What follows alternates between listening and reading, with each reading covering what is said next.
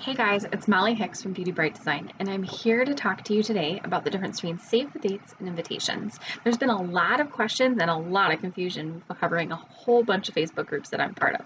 And so I kind of wanted to put this issue to rest because they're very different and they send very different information.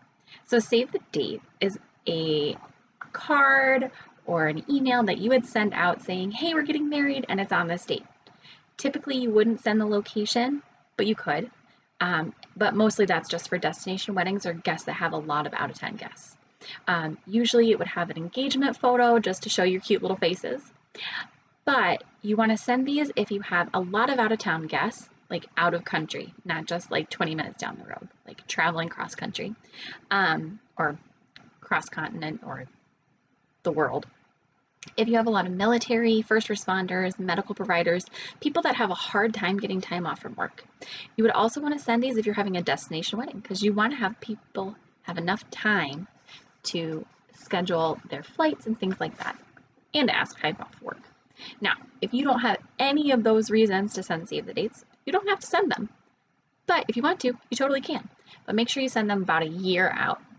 Now, invitations are completely different. These have every detail that you want your guests to have. Now, if you have a wedding website, you can keep some of the details on there.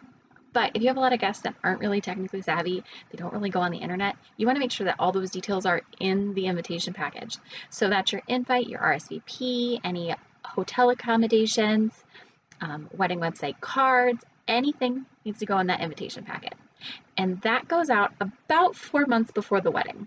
Now, it depends on your specific wedding timeline when you're actually going to send your invitations. And I do have a blog post all about that, so don't worry, I have the details for you. But typically, you would give guests about 8 to 6 weeks to respond and leave a little buffer for yourself to count all the RSVPs and get all your seating charts arranged, get them to your calligrapher or to your designer for your seating chart or escort cards. And then you also need to give yourself time to count the numbers to give to your caterer before they need that date. And sometimes caterers need it 6 weeks before your wedding, so you want to make sure you're calculating that correctly. So, like I said, save the dates, they go out a year before. Invitations, 4 months. So if you have any questions about when to send, what to send, and how to send it, just shoot me an email.